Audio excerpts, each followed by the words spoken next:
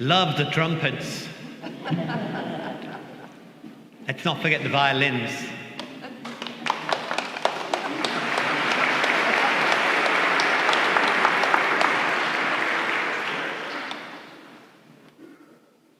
Why wouldn't we sound trumpets, sing songs? Because there's life in this place. And thank you for cooperating with God's plan. Oh, I like that sound. They're the best sounds. It's not long ago, Giancarlo, that you were like this. Oh, you were. You were. And so were all of you. You were all once like this. And so these three children are going to do what was done for you when you were probably of similar size. Is that right? Yeah? You don't remember it, do you? I'd be surprised if you did. But it reminds us that time passes by. That time unfolds. And if you were here a few weeks ago on a Saturday night, you'd have seen another group of young people that are about 15, 16, who've received their confirmation.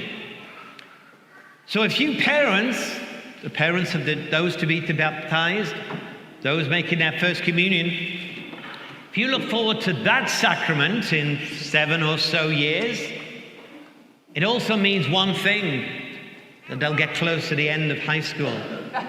And you know what happens then? Oh, look at the face on mother. It has to happen, doesn't it? That they move on.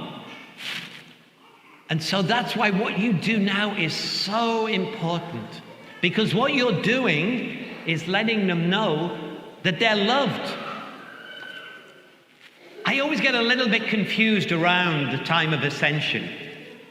Jesus says similar things like in a little while you'll see me, in a little while you'll see me not. So it sounds a little bit like hide and seek. But maybe it sounds like life. That wouldn't it be nice if it was always First Communion Day or always Baptism Day? But that would mean we've got stuck in one place and one time.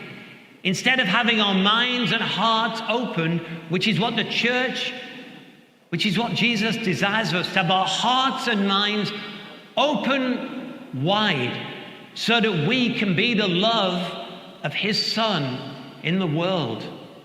And that's what happened when the Holy Spirit is given to the apostles. Those frightened, remember what they were like on Holy Thursday? Rather cowardly. And don't pretend we wouldn't be as well. But something transformed them. Something got into them. That instead of being cowards, they were willing to die. They were willing to die for Christ. So whatever happened on that first Easter was so significant, so big, that we still celebrate it today, and people today are still willing to give their lives for Christ. Look at what's happening in the church in Nicaragua, with many of their religious people have been expelled, but the bishop wouldn't go, so they put him in prison. So there's still today, thank God, people are willing to witness with their lives, and we too are asked to witness with our love, to reach out, to have our hearts and minds opened. But we know that's difficult, because as time passes, so will the way you know your life now. But another type of life will open up as time goes on. And this is what a wonderful priest, Ronald Rolheiser, says. The ascension deepens intimacy by giving us a new presence, a deeper, richer one, but one which can only come about if our former way of being present is taken away. And then he says, perhaps we understand this best in the experience we have when our children grow up and leave home. It's painful to see them go away from us. Painful to say that particular goodbye, to see them precisely ascend. But if their words could say what was in their hearts, what their hearts intuit, they would say what Jesus said before his ascension.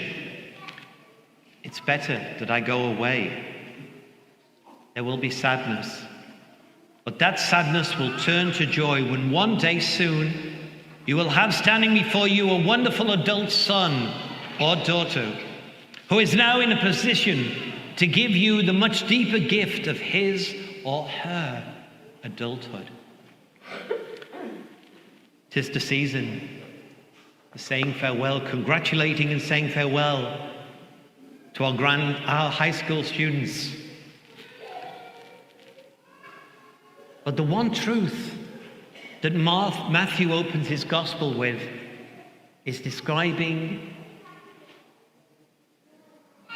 the ever-present God, God with us.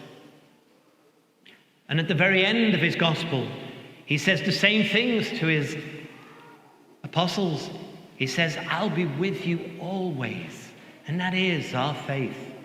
And there will be times, and there have been already, when there's pain and difficulty. And so even in that pain and difficulty, the sun is waiting to shine.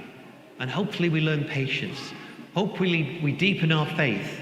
And in doing so, increase our love in the one who reminds us time and time again that I am with you always to the end of time.